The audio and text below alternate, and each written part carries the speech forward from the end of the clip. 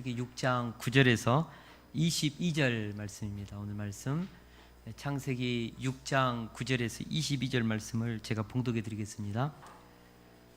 이것이 노아의 족본이라. 노아는 의인이요 당대의 완전한 자라. 그는 하나님과 동행하였으며 세 아들을 낳았으니 셈과 함과 야벳이라. 그때 온 땅이 하나님 앞에 부패하여 포악함이 땅에 가득한지라. 하나님이 보신즉 땅이 부패하였으니 이는 땅에서 모든 혈육 있는 자의 행위가 부패함이었더라. 하나님이 노아에게 이르시되 모든 혈육 있는 자의 포악함이 땅에 가득함으로 그 끝날이 내 앞에 이르렀으니 내가 그들을 땅과 함께 멸하리라. 너는 고페루 나무를 너를 위하여 방주를 만들되 그 안에 칸들을 막고 역청을 그 안팎에 칠하라. 내가 만들 방주는 이러하니 그 길이는 300규빗, 너비는 50규빗, 높이는 30규빗이라. 거기에 창을 내되 위에서부터 한 규빗에 내고 그 문은 옆으로 내고 상중하 3층으로 할지니라. 내가 홍수를 땅에 일으켜 무릇 생명의 기운이 있는 모든 육체를 천하에 멸절하리니 땅에 있는 것들이 다 죽으리라. 그러나 노아는 내가 내 언약을 세우리니 너는 내 아들들과 내 아내와 며느리들과 함께 그 방주로 들어가고 혈육 있는 모든 생물을 너는 각기 암수 한 쌍씩 방주로 이끌어들여 너와 함께 생명을 보존하게 하되 새가 그 종류대로 가축이 그 종류대로 땅에 기는 모든 것이 그 종류대로 각기 둘씩 내게로 나아오리니 그 생명을 보존하게 하라. 너는 먹을 모든 양식을 내게로 가져다가 저축 가라. 이것이 너와 그들의 먹을 것이 되리라. 노아가 그와 같이 하여 하나님이 자기에게 명하신 대로 다 준행하였더라. 아멘. 아멘. 오늘 예배 오신 여러분들 사랑하고 축복합니다. 아멘. 우리는 앞주에 그러나 노아는 여호와께 은혜를 입었더라는 말씀을 함께 나누었습니다. 은혜란 자격이 없는 사람에게 베푸시는 하나님의 호의를 말합니다. 그 시대는, 노아가 살아가던 시대는 하나님의 아들들인 셋의 후손들까지도 타락하여서 육체가 되고 육신의 삶을 살았다고 했습니다. 모두가 육체의 욕망을 따라서 살아가던 시대였습니다. 사람의 죄악이 세상에 가득했다고 했습니다. 사람의 마음으로 생각하는 모든 계획이 항상 악했다고 했습니다. 그런 시대를 바라보는 하나님의 마음이 마치 자기 아들이 중죄를 지어서 사형장에서 사형수로 사라져가는 것을 보는 그 부모님의 마음처럼 하나님의 마음이 비통하고 애통했다고 했습니다. 그 시대는 1%의 희망도 없는 그런 부패하고 온 땅이 포악한 시대였습니다. 그러나 노아는 그런 시대에 하나님께 은혜를 입었다는 것입니다. 노아가 은혜를 입었다는 것은 타락하고 부패한 시대를 살아가면서 자신의 힘만으로는 악의 세력을 거슬려서 살 수 없음을 알고 하나님께 도움을 구하고 하나님의 긍휼을 구하면서 하나님을 의존하여서 살고자 했다는 것이죠. 왜 노아가 하나님으로부터 놀라운 은혜를 덧입게 되었습니까? 우리 잠언 8장 17절을 같이 한번 읽겠습니다. 시작. 나를 사랑하는 자들이 나의 사랑을 입으며 나를 간절히 찾는 자들이 나를 만날 것이니라. 아멘. 하나님은요, 하나님을 사랑하고자 하고 하나님을 간절히 찾는 자들을요 만나주시고 그들의 인생 가운데 노아에게 입혔던 그 은혜를 입혀주신다는 것이죠. 기독교 신학을 보면 일반 은총과 특별 은총이라는 것이 있습니다. 일반 은총은 하나님께서 모든 사람에게 구원을 받도록 하나님께서 그들에게 참고 은혜를 베푸시고 죽을 때까지 구원의 은혜를 거둬가지 않고 기회를 준다는 것이죠. 마치 선인과 악인의 밭에 햇빛과 물을 동시에 주는 것처럼 진짜 선하신 하나님이라면 악인의 밭에는 좀 물 좀 안 내려줬으면 좋겠고 태양빛을 가렸으면 좋겠는데 하나님은 이 지상에 살아가는 모든 사람에게, 히틀러와 같은 사람에게도 다 하나님의 일반 은총이 공급되고 있습니다. 그러나 그 일반 은총의 의미는 하나님은 모든 사람이 구원받기를 원하시며 진리를 아는 데 이르기를 원하시는 것이죠. 오랫동안 참으면서 다 구원받기를 원하는 그 마음 속에서 일반 은총을 베풀어 주십니다. 그러나 일반 은총만으로는 구원을 받지 못합니다. 그래서 하나님의 특별한 은총이 베풀어져야 합니다. 하나님의 특별한 은총이란 하나님의 개입하시고 간섭하시고 강압적인 사랑을 가지고 한 사람의 인생 속에 들어오시는 것입니다. 하나님께서 강압적인 사랑으로 어떤 사람의 마음을 꺾어서 움직여서 그들을 죄와 사망의 권세 아래서 건져내시는 하나님의 특별한 강압적 사랑입니다. 그래서 예수 그리스도를 믿고 하나님의 자녀가 되게 하는 것이죠. 바로 노아는 그런 특별한 은혜를 받았다는 것입니다. 왜 노아는 모두가 패역하고 부패한 시대에 특별한 은총을 받았습니까? 노아편에서 보면 모두가 타락한 시대 속에서도 에녹의 할아버지가 에녹이었지 않습니까? 그 에녹의 삶을 묵상하면서 어찌하든지 하나님과 동행하고자 했고, 그런 강포하고 부패하고 육신의 정욕과 안목의 정욕과 이생의 자랑을 쫓아 사는 세상을 거슬려서 살고자 노아편에서는 하나님의 긍휼을 구한 것이죠. 노아편에서 보면 하나님께 은혜를 구한 것이고, 하나님 편에서는 특별 은총이 베풀어진 것입니다. 성경을 보면 구원은 사람에게서 나올 수 없음을 수없이 반복하여 가르치고 있습니다. 구원은 하나님께로부터 나옵니다. 에베소서 2장 8절 9절 말씀 가장 잘 설명해 주고 있는데 같이 한번 읽어보겠습니다. 시작. 너희는 그 은혜에 의하여 믿음으로 말미암아 구원을 받았으니 이것은 너희에게서 난 것이 아니요 하나님의 선물이라. 행위에서 난 것이 아니니 이는 누구든지 자랑하지 못하게 함이라. 아멘.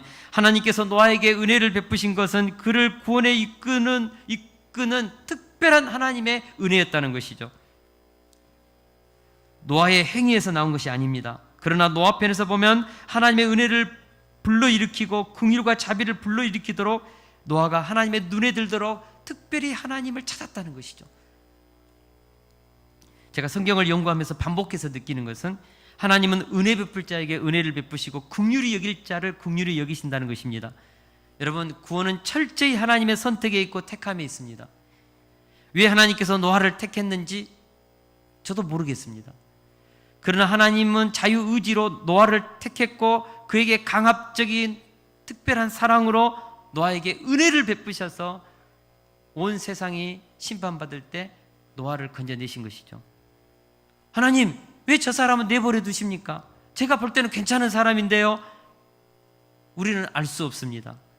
그러나 하나님은 어떤 사람에게는 하나님의 자비와 긍휼을 내려주지 않습니다.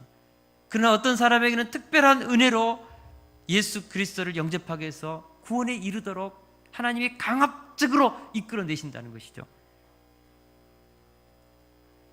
그러면 하나님으로부터 특별한 은혜를 받은 자의 삶은 어떻게 나타나야 합니까? 8절에서 그러나 노아는 여호와께 은혜를 입었더라. 그 이후의 설명이 9절에서 22절까지의 내용입니다. 다시 말해서 하나님으로부터 은혜를 받은 자로서의 노아의 삶의 결과가 어떠했느냐, 이 진술이 8절 이후부터 나온다는 것이죠. 그러면 하나님의 은혜를 받은 자로서의 노아의 삶이 어떠했는가, 하나님의 특별한 은총을 받은 노아의 삶이 어떻게 나타났는가, 오늘 본문에서 저는 세 가지를 같이 나누고자 합니다. 첫째로 의인의 삶을 살았습니다. 우리 9절을 같이 한번 읽겠습니다. 시작. 이것이 노아의 족본이라. 노아는 의인이요 당대의 완전한 자라. 그는 하나님과 동행하였으며, 노아는 의인이었고 당대의 완전한 자였으며 하나님과 동행한 자라고 말씀하고 있습니다. 이것은 노아의 삶이 아무런 허물과 실수도 없는 천사와 같은 그런 삶이었다는 뜻이 아닙니다. 노아도 아담의 죄성을 가진 부패하고 타락한 본성을 가졌죠. 우리가 8장에 보니까 노아가 포도주를 진탕 마시고 그냥 옷 다 벗어젖히고 정말 추하게 그렇게 누워 있었습니다. 아들이 그것을 보고 깜짝 놀랐죠. 노아도 술 취할 수 있고 어떤 도덕적인 그런 경계를 갖는 의식을 놓아버리면 똑같이 육의 욕망이 드러나는 것이죠. 그런 노아였습니다. 그러나 노아의 삶이 하나님께 은혜를 입어서 그 시대의 사람들과 비교할 때 비교가 되지 않을 정도로 경건했고 구별된 삶을 살았다는 뜻입니다. 그런데 왜 노아가 부패하고 타락한 시대 속에서도 의인이요 당대의 완전한 자 하나님과 동행하는 그런 경건한 삶을 살았느냐는 것이죠. 바로 그것은 8절의 말씀대로 하나님으로부터 은혜를 받았기 때문입니다. 하나님께로부터 은혜를 입었더라. 그리고 나서 그는 그 은혜의 결과로서 의인의 삶을 산 것이죠. 하나님이 노아를 붙들어 주셨고 그에게 구별된 삶을 살도록 보호해 주셨기 때문입니다. 구원도 은혜로 주어지지만 의인으로서의 경건한 삶도 동일한 하나님의 은혜가 필요하다는 것이죠. 어떻게 보면 구원의 은혜보다도 경건하고 의로운 삶을 살아가도록 붙들어 주시는 하나님의 은총의 힘이 저는 더 크다고 믿습니다. 그러니까 노아가 그토록 악한 시대를 거슬려서 의인의 삶을 결단하면서 살 수 있었던 것이죠. 여러분, 오늘 우리가 여기 교회에 딱 앉아서 예배드립니다. 여러분, 거룩하고 경건하고 특별히 다른 사람과 다른 어떤 의지가 있어서입니까? 하나님의 은혜의 힘이죠. 하나님이 이 은혜를 싹 걷어가면요, 전부 다 들키지는 않았지 더럽고 추악하고 음란하고 거짓된 것들이 가득한 것이 우리들의 모습입니다. 주께서 은혜를 내려주셔서 우리 주 예수 그리스도 안에서 이 아름답고 복된 이 신앙의 삶, 하나님의 자녀의 삶을 살게 하신 것이죠. 은혜죠. 하나님의 은혜를 받은 사람에게 반드시 나타나는 열매가 의인의 삶입니다. 이것은 자연 법칙과도 같고 과학적 공식과도 같습니다. 예수님께서 하신 말씀입니다. 같이 한번 읽어보겠습니다. 시작. 그들의 열매로 그들을 알지니 가시나무에서 포도를 또는 엉겅퀴에서 무화과를 따겠느냐. 이와 같이 좋은 나무마다 아름다운 열매를 맺고 못된 나무가 나쁜 열매를 맺나니. 아멘. 만약 그 사람의 내면에 하나님의 은혜가 임하고 성령의 내주하심이 있다면 그 사람의 말과 행동이 바뀌게 되어 있습니다. 우리가 아는 것처럼 귀신의 영이 들어가면 틀림없이 그 귀신이 곡할할 노릇이라고 하잖아요. 그런 능력을 갖게 되고 행동을 합니다. 작두를 타게 되고 남들이 알지 못하는 그 사람의 과거를 알아맞혀내기도 하고 막 점을 치죠. 이게 뭐냐? 신을 받았다는 증거죠. 귀신의 영이 들어가면 귀신의 능력이 나타납니다. 똑같이 이 세상을 창조한 생명의 영, 거룩한 성령의 영이 한 사람의 심령 속에 들어가면 성령의 능력이 나타나는 것이죠. 음부의 권세를 이기고 시대의 죄를 거슬려서 살 수 있는 거룩한 힘이 나타나는 것이죠. 여러분, 노아의 의인의 삶은 하나님의 은혜를 입은 결과입니다. 하나님의 붙드심의 능력의 결과입니다. 할렐루야. 내가 하나님의 은혜로 구원을 받았다면 노아처럼 의인의 삶, 완전한 삶, 하나님과 동행하는 삶의 열매가 나타나야 합니다. 성령을 받았다면 성령의 열매, 사랑, 희락, 화평, 인내, 자비, 양성, 충성, 온유, 절제의 열매들을 우리는 맺게 되는 것이죠. 이것을 막을 길이 없습니다. 나타날 수밖에 없습니다. 내가 진심으로 회심하고 그리스도인이 되었다면 내 안에 가치관이 바뀌고 인생의 목적과 방향이 바뀌고 언어가 바뀌고 행동, 결과가 바뀌는 열매를 공식처럼 좋은 나무는 좋은 열매를, 나쁜 열매는 나쁜 나무는 나쁜 열매를 맺을 수밖에 없죠. 그 속에 악이 가득하면 악이 나오는 것이고 거짓이 가득하면 거짓이 나오는 것이고 음란이 가득하면 음란이 나오는 것이죠. 여러분, 과학적 공식과도 같습니다. 왜 우리가 오늘 이곳에 이 자리에 앉아 있습니까? 하나님의 거룩한 영이 우리를 이끄신 저는 열매라고 믿습니다. 예배는 하나님의 임재하시고 내주하시고 이끄심의 은혜입니다. 물론 실수할 수 있고 넘어질 수 있고 그렇게 할 수도 있습니다. 그러나 지속적으로 죄를 지으면서 그것에 대해서 아무런 부끄러움 없이 그것을 끊고자 하고 돌이고자 하는 회개와 결단이 없다면 그 사람은 거듭난 사람이 아닙니다. 하나님의 은혜를 받은 사람이 아닌 것이죠. 문학 그리스도인이요 지식만 아는 가라지 그리스도인인 것이죠. 노아처럼 은혜를 받았다면 세상 사람과 다른 경건하고 구별된 의인의 삶이 나타나는 것이 특별 은혜를 받았다는 증거입니다.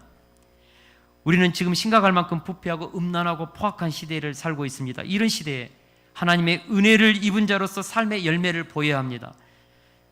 세상과 구별된 삶, 세상 사람과 다른 경건한 삶, 하나님과 동행하는 의인의 삶이 나타나야 하는 것이죠. 행함이 없는 믿음은 믿음이 아니라고 했습니다. 저는 우리 세속교회 성도님들이 그러나 노아는 여호와께 은혜를 입었다라는 그 은혜를 덧입었다고 믿습니다. 더불어서 은혜 입은 노아가 의인으로 당대의 완전한 자로 하나님과 동행하는 경건한 삶의 열매를 남겼던 것처럼 우리들도 은혜 입은 자들로서 노아의 삶의 열매를 맺을 수 있기를 기도합니다. 우리 주님께서 하신 말씀입니다. 같이 한번 읽겠습니다. 시작. 좁은 문으로 들어가라. 멸망으로 인도하는 문은 크고 그 길이 넓어 그리로 들어가는 자가 많고 생명으로 인도하는 문은 좁고 길이 협착하여 찾는 자가 적음이라. 신앙생활은 좁은 길입니다. 자기 부인과 자기 십자가가 있는 협착한 길입니다. 그러나 현재의 고난은 장차 나타날 영광과 비교가 되지 않을 만큼 앞으로 나타날 미래의 영광은 큰 것입니다. 여러분, 이 땅에서 우리가 누리는 영광, 그것도 영광스럽죠. 올림픽에서 따는 그 금메달, 영광스러운 금메달이죠. 그러나 하나님께서 우리가 예수 그리스도를 믿어서 아버지로부터 받게 되는 그 생명의 면류관,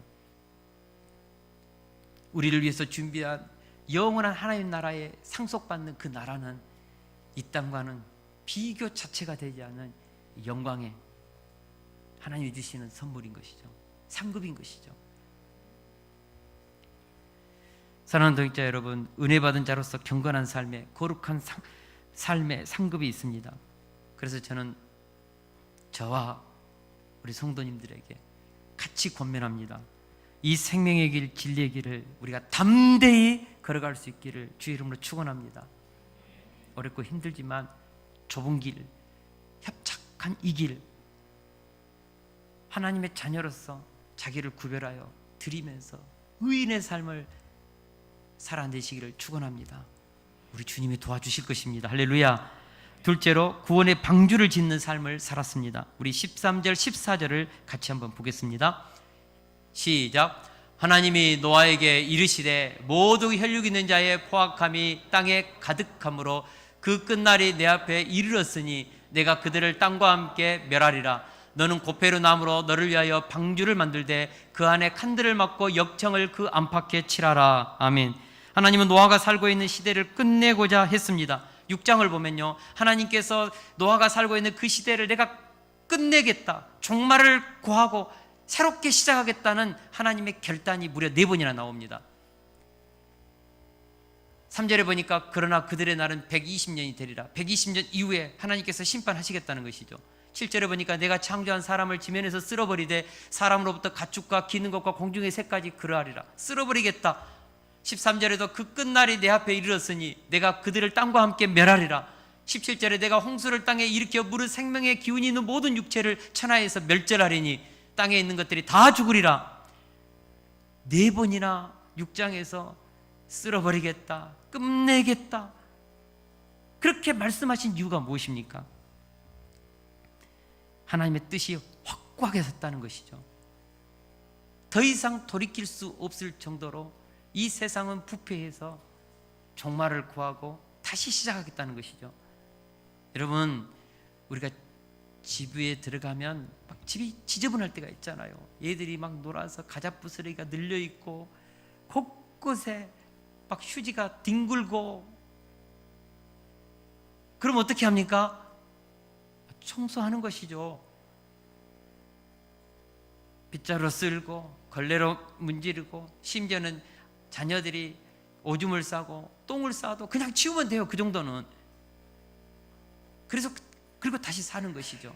그러나 그 집에 물이 새서, 곳곳에 물이 새서 막 곰팡이가 사방에서 피어오르고, 곳곳에 바퀴벌레가 막 울글울글 거리고, 구더기가 막 피어나고, 건물이 갈라져 가지고 지가 막 들랑달랑하고. 여러분, 이 정도가 되면요, 이건 도배를 하고 페인트 칠하고 청소하고 물청소해가지고 되는 문제가 아니죠. 이럴 때는 집을 헐고 다시 세우는 것입니다. 노아의 시대가 바로 그랬습니다. 이것은 청소할 문제가 아니죠. 이것은 다시 시작해야 될 문제였습니다. 그래서 하나님께서 그 노아의 시대를 완전히 다 심판하고 노아를 통하여 인류를 다시 시작하고자 결심했다는 것입니다. 여러분, 하나님은 어느 선까지는 참고 기다려줍니다. 그러나 그 선을 넘어버릴 때는 하나님은 심판을 시행하십니다. 이런 세상에서 하나님은 노아를 택하여 은혜를 공급해 주시고 구원의 방주를 짓는 인생을 살도록 하셨습니다. 여기서 구원의 방주를 짓는 삶이란 무엇입니까? 본문에는 구원의 방주를 짓는 설계도를 하나님께서 직접 가르쳐 주셨습니다. 하나님은 고페로 나무를 가지고 방주를 만들라고 명령하셨습니다. 그리고 물이 새지 않게 방주의 안과 밖에는 역청을 발라 방수 처리하도록 했습니다.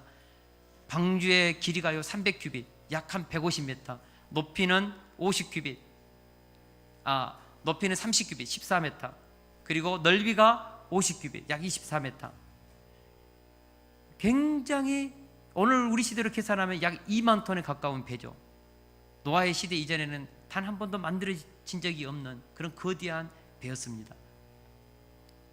이 배의 특징 중에 또 하나는 위에 문이 50cm 하나밖에 없다는 것입니다. 그리고 옆에도 문이 하나밖에 없습니다. 그러니까 위로는 창문이 하나고 옆에는 문이 하나죠. 이것은 실제로 재현한 노아의 방주입니다. 미국 켄터키주 윌리엄스 타운에 만들어진, 직접 만드는데 노아의 방주는요 거의 상자에 가까운데 이것은 오늘날 현대적 기법을 좀 동원한 것 같아요. 좌우간 거대한 목선이었습니다. 1층, 2층, 3층으로 나뉘어진 14m니까 아파트 높이가 3, 6, 3, 5, 15, 약 한 5층 높이입니까? 그 정도 되는 그런 방주였습니다. 여기에 나온 구원의 방주의 특징을 살펴보면 우리는 구원의 방주를 짓는 삶이란 무엇인지를 깨달을 수 있습니다. 먼저 구원의 방주를 짓는 삶이란 방주의 안과 밖으로 역청을 발라서 방수 처리를 잘해야 합니다. 왜냐하면 물이 들어오면 안 되기 때문입니다. 노아가 짓는 이 구원의 방주에 물이 들어오면 안 돼요. 그래서 역청을 안에도 받고 바깥에도 발라서 철저하게 방수 처리를 했습니다. 1년 동안 물 위에 떠 있어도 끄떡없는 그런 방주죠. 사랑하는 성도 여러분, 우리가 짓는 구원의 방주의 삶이란 무엇입니까? 우리도 역청을 안과 밖으로 발라서 세상에 있는 그 세속에 물이 들어오지 않게 해야죠. 역청이란 무엇입니까? 우리에게 그것은 기도의 역청, 예배의 역청, 학가다의 역청, 기도의 역청이 될 수 있죠. 이 역청을 안과 밖으로 발라서 이 세상에서 들어오는 그런 더럽고 악하고 포악하고 거짓된 것들이 방주 속으로 들어오지 못하도록 방수 처리를 하는 삶, 이것이 구원의 방주를 짓는 첫 번째 우리의 삶입니다. 사랑하는 성도 여러분, 세상에 악하고 더럽고 음란한 물이 들어오지 못하도록 우리가 구원의 방주의 삶을 구원의 방주를 잘 지어야 합니다. 내 마음 내 생각 속에 세상의 죄의 홍수가 들어오지 못하도록 방수 처리를 잘해서 하나님의 말씀대로 사는 것이 바로 구원의 방주를 짓는 첫 번째 의미죠.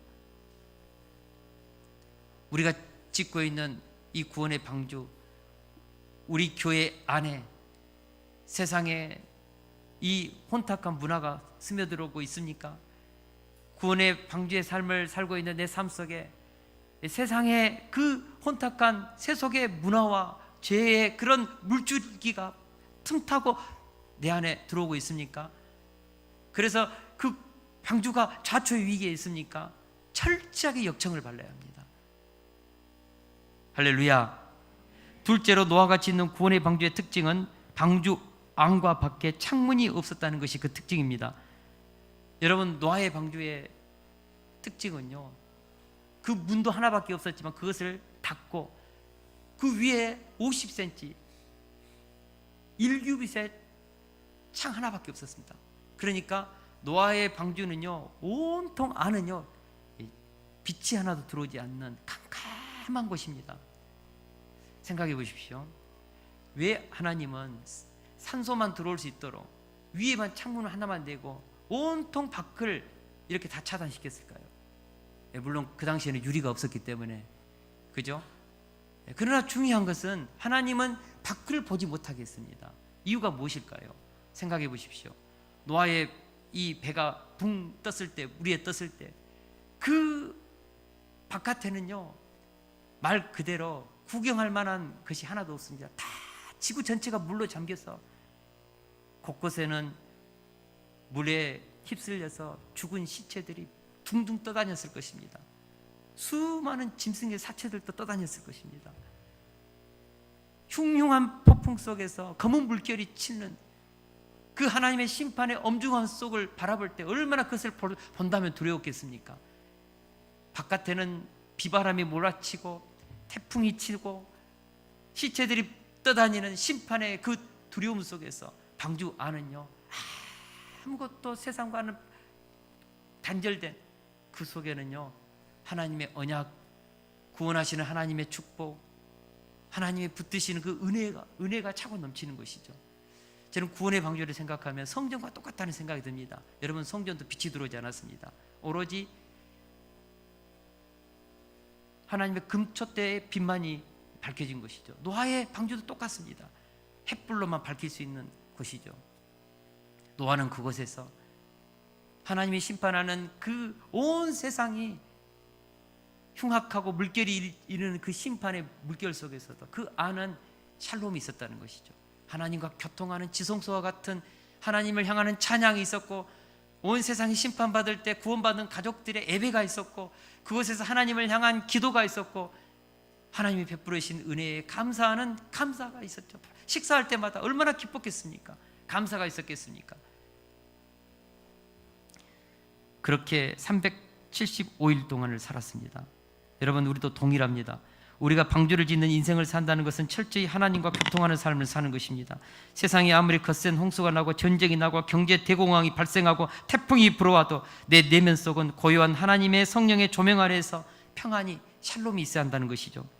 하나님과 교통하면서 오는 위로와 구원의 기쁨과 감사가 넘쳐나야 합니다. 구원의 방주를 짓는 삶이란 바로 세상의 환경에 휩쓸리지 말고 내 내면 안에 하나님과 날마다 교통하는 성전을 짓는 것과 같다는 것이죠. 내 내면 안에 하나님의 지성소가 있어서 하나님과 깊이 있게 교통하는 절대 공간, 예배의 공간, 이것이 노아의 방주 안에 있었습니다. 노아의 방주 바깥은 하나님의 심판 속에서 두려움과 공포와 죽음과 정말 그런 것이 가득했지만, 방주 안은 식사가 있었고 하나님의 위로가 있었다는 것이죠. 예배가 있었다는 것이죠. 사랑하는 성도 여러분, 구원의 방주는 세상의 풍파를 이기고 완전한 평화를 누리는 퍼펙트한 구원의 세계에 있습니다. 그러면 우리가 방주를 짓는다는 것은 세상에 불어오는 풍파와 거센 탕류가 방주 안에 있는 내 마음의 구원의 확신을 흔들어서는 안 되는 것입니다. 감사를 흔들어서는 안 되는 것입니다. 아무리 세상이 혼란스러워도 방주 안이 내 내면은 하나님이 주시는 그 샬롬이 있어야 한다는 것이죠. 이것이 구원의 방주를 짓는 저는 두 번째 의미라고 믿습니다. 구원의 방주에 진 삶을 사는 두 번째 의미죠. 세 번째는 노아가 지었던 방주의 특징은 배를 움직이는 키나 도시나 노가 없었습니다. 노아의 방주는 뜨기만 하면 되는 것이지 어떤 방향을 향해서 갈 수 있는 배가 아닙니다. 프로펠러가 없었습니다. 노도 없었습니다. 무슨 키도 없었습니다. 노아의 방주의 특징은요, 그냥 지어놓고 그 물 위에서 떠다니는 것이죠. 위에는 돛대도 없었습니다. 방향을 조정할 수 있는 배가 아니라는 것이죠. 무엇을 의미합니까? 방주의 선장은 노아가 아니라 하나님이시다는 의미가 내포되어 있습니다. 하나님은 방주를 직접 설계하실 뿐만 아니라 배를 운전하시는 선장이시다는 뜻이죠. 그래서 노아는 배의 방향을 전적으로 하나님의 뜻에 맡길 수밖에 없었습니다. 망망대해 가운데 오직 방주만 있다고 가정해 봅시다. 나침반도 없고 가야 할 곳도 없고 어디로 가야 할지도 모르는 상황에서 노아가 할 수 있는 일이라고 단 하나밖에 없었다는 것입니다. 바로 하나님께 대한 전적인 신뢰. 하나님, 이 배가 어떻게 가는지 모르겠어요. 하나님, 여기가 어디 있는지 그게 중요하지 않아요. 그냥 노아의 배는 하나님의 의존 속에서 하나님이 인도하시는 대로 떠다니는 것이죠. 세 번째 방주의 특징, 세 번째 방주를 지는 삶의 특징이 무엇입니까? 우리의 전 삶을 하나님의 손에 의탁하는 것입니다. 하나님께서 우리의 삶을 가장 선한 것으로 인도하실 그 확신 속에서 하나님의 말씀에 전적으로 순종하는 것이 바로 믿음이라는 것이죠. 구원은 하나님께서 계획하시고 시작하시고 완성하시는 것입니다. 우리는 그 구원의 하나님을 전적으로 신뢰하는 것이죠. 이것이 바로 구원의 방주를 짓는 삶의 특징입니다. 현재 내 삶이 잘 안 풀리고 고난이 오고 실패가 온다 할지라도 합력하여 하나님께서 선을 이루실 것을 믿고 내 배가 어디로 가든지 하나님께서 반드시 가장 선한 것으로 인도하실 것을 믿고 맡기는 것이죠. 그래서 하나님의 선한 손길 안에서 아라랏산에 머무른 것이 아닙니까?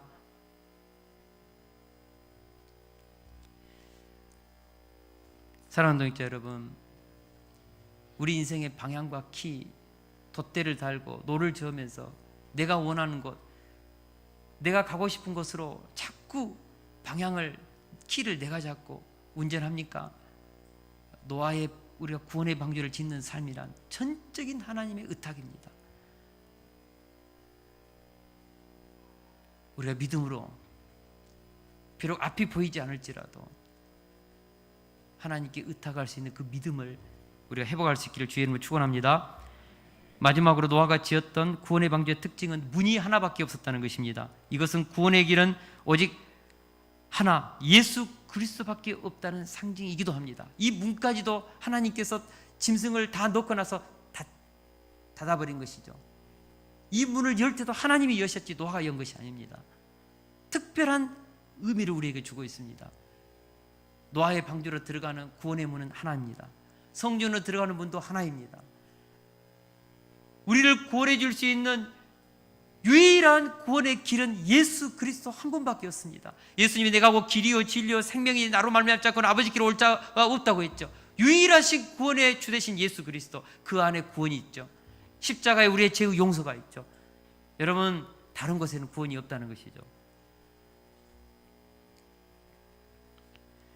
그런데 14절에서 우리가 은혜 받은 자로서 이렇게 방주를 짓는 이유를 하나님께서 가르쳐 주었습니다.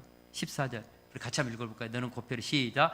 너는 곧배로 나무로 너를 위하여 방주를 만들되. 아멘. 하나님은 노아가 방주를 만들 때 야, 나를 위해서 좀 해줘, 그렇게 하지 않았습니다. 이 방주를 짓는 것은 너를 위한 너의 구원의 방주라고 했습니다. 사랑하는 성도 여러분, 우리가 구원의 방주를 짓는 것, 현재 안팎에 역청을 칠해서 물이 들어오지 못하도록 막는 것, 세상의 그 모든 풍파 속에서도 구원의 방주 안에 있는 내 삶의 샬롬을 유지하는 것, 무엇보다도 전적으로 하나님께 의탁하는 이 모든 삶, 유일하신 예수 그리스도 안에만 구원이 있다고 믿고 오로지 그분 안에서 그리스도를 닮아가면서 구원을 이루어가는 이 삶, 이 삶은요, 누구를 위한 삶입니까? 나를 위한 삶이죠. 여러분, 신앙생활할 때 많은 경우 누군가로부터 인정받기 위해서, 목사님으로부터 아니면 다른 어떤 사람으로부터 인정받기 위해서 하지 말라는 것이죠. 너를 위한 신앙생활이라는 것이죠. 너를 위한 예배라는 것이죠. 너를 위해서 성경책을 읽으라는 것이죠. 너를 위해서 하나님 앞에 찬양하며 하나님 앞에서 하나님이 주시는 언약의 말씀을 붙잡고 살라는 것이죠. 여러분, 신앙생활은 철저히 나를 위한 것입니다. 나의 구원을 위한 것이죠. 중요한 것은 나의 구원을 위해서 짓고 있는 이 현재적인 이 구원의 삶을 우리가 항상 복종하여 두렵고 떨림으로 완성해 가야 한다는 것입니다. 사랑하는 성도 여러분, 우리는 이미 구원을 받았습니다. 아멘. 그리고 우리는 구원을 받아가고 있습니다. 아멘. 그리고 하나님께서 우리를 영광스러운 영화의 몸을 입혀주시고 구원을 완성시켜 주실 것입니다. 아멘. 새하늘 새 땅에서 우리는 영원토록 우리 하나님과 함께 이 구원의 은혜를 영원토록 나눌 그날이 오고 있을 줄 믿습니다. 지금 현재 우리가 살고 있는 이 구원의 이 현재적 구원은 방주를 짓는 삶이죠. 구원의 방주를 짓는 삶, 이 삶을 노아가 했던 것처럼 우리도 그렇게 잘 할 수 있기를 주의 이름으로 축원합니다. 마지막으로 은혜 받은 자로서 노아는 말씀에 준행하는 삶을 살았습니다. 우리 22절을 같이 한번 읽겠습니다. 시작. 노아가 그와 같이 하여 하나님이 자기에게 명하신 대로 다 준행하였더라. 이 말씀은 노아가 하나님이 가르쳐 주신 설계대로 방주를 짓는 모든 일에 절대 순종하여 그대로 행했다는 것입니다. 노아는요, 하나님이 명령하신 대로 설계해 준 대로 그대로 다 준행했습니다. 제가 교회를 건축하다 보니까요, 건축하다 보면요, 설계 변경이 불가피하게 이루어질 때가 참 많습니다. 설계 도면과 실제적으로 건물이 올라가고 하는 것을 보면은 막 새로운 아이디어가 떠오르거든요. 그러면은 이렇게도 변경하고 이쪽에도 문을 좀 내달라 하고 뭐 그냥 좀 더 크게 하고 이쪽은 좀 막아달라 하고 막 이런 설계 변경이 막 일어납니다. 교회 건축할 때도 수없이 많은 설계 변경들이 있었습니다. 원래는 저기 기둥이 하나가 가운데 크게 하나 있어야 되거든요. 이거 변경해가지고 이 기둥을 없애고 이쪽에 있는 굉장히 튼튼하게 골조를 다시 계산해서 쌓았거든요. 여러분, 설계 변경이 자꾸 이렇게 이루어져요. 그런데 노아는 하나님이 계시해 주시고 가르쳐 주신 그 설계 도면 그대로 다 준행했다는 것이죠. 놀라운 순종입니다. 사실 노아 시대에는 기계 장비도 없었고 배를 지어본 전문가도 없었습니다. 우리 호진 지사님 일한 거 보면은 뭐 기계들 보면 와 신기해 죽겠어요. 뭐 별스러운 것이 다 있거든요. 뭐 총 같은 거 타닥 쏘는 것도 있고요. 그냥 톱 같은 것이 있어가지고 기계톱이 있어가지고 정확하게 탁탁 가격이 맞거든요. 탁탁 이 뭐죠 길이와 치수가 다 맞거든요. 근데 노아가 방주를 지을 때 도대체 톱도 없었을 건데 어떻게 했을까? 어떻게 그 어마어마한 방주를 그냥 지었을까? 120년 동안 막 상상이 안 돼요. 축구장 1.5m 칸을 3칸으로 막는 이 일을 120년 동안 노가다 한 것이죠. 이것을 지켜본 사람들이 얼마나 비웃었을까요? 그것도 산에다가 이 큰 지금까지 노아 시대 때 없었던 인류 역사상 가장 큰 배가 지금 만들어지고 있는데 그 주변에 있는 모든 사람에게 빅뉴스가 되지 않았겠습니까? 많이 놀렸을까? 뭐하냐? 왜 이렇게 미련한 짓 하니? 산에다가 왜 배를 만드냐? 뭐 하려고 하냐? 120년 후에 심판이 있단다. 하나님은 노아는 선포했죠. 얼마나 조롱받았을까요?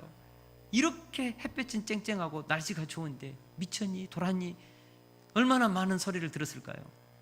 여러분 생각해 보세요. 아침만 일어나면은 가족 8명이 아침밥 먹고 차 먹고 일하고 점심 또 일하고 해가 지면 또 자고 아침 일어나면 일하고 여러분 노가다를 120년 동안 했습니다. 아들들이 화 안 냈을까요? 아버지 뭐 한 짓입니까? 아버지 아무리 그래도 우리만 좀 그 배를 좀 축소 좀 시킵시다. 2분의 1로 좀 축소시키면 안 됩니까? 다른 사람들은 막 놀러 다니고 골프 치러 다니고 여행 다니고 해외로 여행 다니고 틈만 나면은 막 즐기고 근데 우리는 뭐냐고 120년 동안 아침만 일어나면 노가다 하고 일하고 조금 감정이 복잡한 사람은요 차라리 노아에 그냥 홍수로 심판받아 죽지 이집 못한다고 그럴 수도 있겠죠. 그런데 노아는요 참 놀라워요. 자녀들도 훌륭해요. 아버지와 8 그 식구들이 하나가 되어서 하나님이 명령한 대로 함께 한 사명을 가지고 120년 동안 아침마다 일어나면은 그 일을 반복적으로 했다는 것이죠. 여러분 노가다를 120년 했습니다. 쉽습니까? 힘들어요. 근데 했습니다. 노아가 어떻게 이렇게 순종할 수 있었습니까? 히브리서 11장 7절을 보면 우리 같이 한번 읽어보겠습니다. 시작. 믿음으로 노아는 아직 보이지 않는 일에 경고하심을 받아 경외함으로 방주를 준비하여 그 집을 구원하였으니 이로 말미암아 세상을 정죄하고 믿음을 따르는 의의 상속자가 되었느니라. 아멘. 노아는 하나님을 경외했다고 했습니다. 여러분, 하나님의 특별한 은총을 받은 사람의 특징이 있습니다. 하나님을 경외합니다. 하나님을 경외한다는 것이 무엇일까요? 하나님을 두렵고 떨림으로 받아들이고 하나님의 말씀을 무겁게 듣는 것이죠. 사랑하는 성도 여러분, 거듭난 사람, 하나님의 특별한 은혜를 받고 하나님의 말씀이 무엇인지를 아는 사람은 하나님의 말씀을 무겁게 듣습니다. 롯의 사위처럼 하나님의 말씀을 농담으로 여기지 않는다는 것이죠. 하나님이 일려주신 대로 순종하는 것이죠. 성경에 기록된 그 모든 말씀을 여러분은 어떻게 듣습니까? 무겁게 듣습니까? 절대적 기준으로 듣고 있습니까? 이것이 내가 반드시 순종해야 될 그런 말씀으로 여기고 하나님의 말씀을 붙잡고 살고자 몸부림치고 있습니까? 많은 사람들이 롯의 사위처럼 하나님의 말씀을 이것은 아닌 것 같다고, 이것은 이해가 되지 않는다고 더하고 빼고. 왜 노아와 하와가 무너졌습니까? 하나님의 말씀을 자기 식대로 이해하고 더하고 빼고 하다가 하나님의 절대적 기준을 상대적 기준으로 만들어서 사탄에게 속아 넘어간 것이지 않습니까? 여러분, 사울이 왜 버림받았습니까? 아말렉을 진멸하는 하나님의 말씀을 무겁게 받아들이지 않고 자기 생각대로 해석해서 좋은 것은 살리고 하찮은 것만 진멸하다가 하나님께 버림받은 것이 아닙니까? 왜 엘리 제사장이 그토록 그의 가문이 멸망하고 목이 부러져 죽었습니까? 자기 아들을 하나님보다 더 소중히 여기다가 그렇게 망한 것 아닙니까? 하나님께서 말씀하셨습니다. 나를 존중히 여기는 자를 내가 존중히 여기고 나를 멸시하는 자를 내가 경멸하리라. 하나님의 은혜를 받은 자의 특징은요, 하나님을 경외함으로 하나님의 말씀을 무겁게 받아들이고 하나님을 존중히 여기고 하나님의 말씀을 존중히 여겨서 그 말씀을 무겁게 붙잡고 산다는 것이죠. 마음에 새기면서 산다는 것이죠. 요즘 요한계시록 말씀을 강해 설교하면서 저는 우리 시대가 마지막 시대라는 생각을 많이 합니다. 세상 나라가 우리 주와 그의 그리스도의 나라가 되어 그가 세세토록 왕노릇할 날이 오고 있다는 느낌을 갖습니다. 여러분, 마지막 날은 불의 심판입니다. 가끔 그런 생각합니다. 지금 지구 온도가 올라가고 있는데 마지막은 불입니다. 물 심판이 아니고 모든 체질이 녹는다고 성경은 예언했습니다. 우리 주님께서 속히 오리라고 했습니다. 2000년 동안 주님이 오시지 않았습니다. 그래서 영원히 오시지 않을 것처럼 여겨집니다. 요한계시록의 말은 거짓말처럼 여겨지는 것이죠. 그러나 은혜 받은 우리는 하나님의 말씀을 노아처럼 경외함으로 듣고 그 말씀을 받아들이고 그 말씀을 절대적인 삶의 기준으로 붙잡고 순종하여 사는 것이죠. 어떤 사람은요, 특별한 은혜를 받아서 하나님을 경외하는 사람은 성경에 기록된 말씀을 무겁게 받아들이는 것이죠. 롯의 사위처럼 하나님의 말씀이 가볍게 받아들이는 심령들이 있습니까?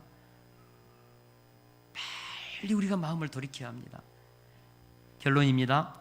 은혜 받은 자로서의 노아의 삶에 세 가지 특징이 나타났다고 했습니다. 첫째는 의인의 삶을 살았습니다. 두 번째는 방주를 짓는 삶을 살았습니다. 세 번째는 하나님이 자기에게 명하신 대로 다 준행했습니다. 이것이 은혜 받은 자들의 삶의 특징이죠. 우리는 노아의 후배들입니다. 우리는 노아의 신앙의 계승자들입니다. 우리는 오늘 우리 시대 속에서 노아와 동일하게 예수 그리스도 안에서 구원의 방주를 짓고 있는 우리는 제2의 노아들이죠. 여러분, 신앙생활 할 때 외롭다는 생각 들지 않습니까? 외로울 때가 있어요. 이 길을 가는데 정말 고독할 때가 있어요. 세상이 주는 그 쾌락을 탐하고 싶고 사람들이 달려가는 그 넓은 길을 그냥 가고 싶을 때가 있다고요. 세상 속에 섞여 살면서 세상이 주는 그 재미를 나도 그냥 누리고 싶을 때가 있다고요. 우리 힘으로, 우리 결심으로 이 세상이 끄는 강력한 그 유혹의 힘에 안 빨려 가고 싶지만 나도 막 모르게 그냥 끌려갈 때도 있습니다. 넘어질 때도 있습니다. 좁은 길, 생명의 길 쉽지 않지요. 우리의 의지로 정말 이 삶명의 길을 끝까지 달려갈 수 있을까? 어떨 때는 겁날 때도 있습니다. 그러나 하나님이 우리에게 은혜를 주시면 넉넉히 승리할 수 있습니다. 요한일서 5장 4절을 우리 같이 한번 읽어보겠습니다. 시작. 무릇 하나님께로부터 난 자마다 세상을 이기느니라. 세상을 이기는 승리는 이것이니 우리의 믿음이니라. 세상을 이기는 승리가 이것이 있다고 했습니다. 하나님께로부터 난 자들, 하나님의 특별한 은혜를 받아서 예수 그리스도를 자신의 인생의 구주로 받아들이고 하나님이 말씀하신 그 복음을 받아들인 자들, 그들은 복음을 믿음으로써 세상을 이긴다고 했습니다. 그리고 히브리서 후반절에 보니까요, 세상을 이기는 증거는 이것이니 물과 피와 물과 성령이라고 했습니다. 여러분, 피는 무엇입니까? 세상을 이기는 피, 예수 그리스도의 십자가의 보혈의 피죠. 우리는 예수 그리스도의 보혈의 피로 세상을 이깁니다. 세상이 아무리 우리를 죄를 짓게 하고 넘어뜨려 해도 십자가의 보혈로 우리는 날마다 씻어내고 하나님의 의의 자녀로 우리는 승리할 수 있는 것이죠. 십자가의 피입니다. 피가 세상을 이깁니다. 피가 세상의 죄를 이깁니다. 피가 우리를 무너뜨리는 사단의 모든 괴계를 이기는 것이죠. 피입니다. 두 번째로는 세례, 물입니다. 물은 무엇일까요? 세례죠. 자기를 부인하고 결단하는 것이죠. 여러분, 피로 구원받고 세례는 결단입니다. 예수님이 나의 인생의 주인이심을, 내 인생의 왕이심을 내가 믿고 고백하는 것이죠. 주님의 주권을 고백하는 것이죠. 그래서 자기를 부인하고 자기 십자가를 지고 살고자 하는 이 자기 부인의 결단, 이것이 물의 의미입니다. 여러분, 우리가 주님이 주신 특별한 은혜를 받았다면 우리에게도 세례의 스피릿으로 사는 결단이 있어야 합니다. 믿음으로 살고자 하는 결심이 있어야 합니다. 이것이 물의 스피릿입니다. 그러나 이것만으로 이길 수 없습니다. 성령으로 이긴다고 했습니다. 성령의 붙드심, 우리에게 끊임없이 예수 그리스도 안에 거하도록 하고 말씀을 믿도록 하고 십자가를 적용케 하고 우리를 계속해서 구원의 완성으로 이끄시는 성령의 인도하심, 성령의 견인, 이것이 우리를 승리케 하는 것이죠.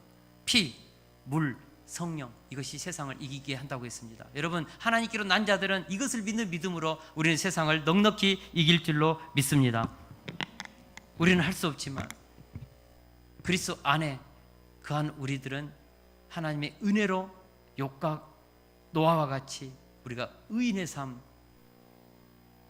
흠이 없는 거룩한 삶, 하나님과 동행하는 경건한 이 삶을 저는 살아내게 할 줄로 믿습니다. 저는 온 우리 세속교회 성도님들 이번 한 주 동안 이 말씀을 읊조리면서 노아의 삶을 계승하는 계승자들로서 특별한 은혜를 받아서 그렇게 그 은혜의 삶의 열매를 맺었던 노아의 삶을 저와 여러분이 살아낼 수 있기를 주의 이름으로 축원합니다.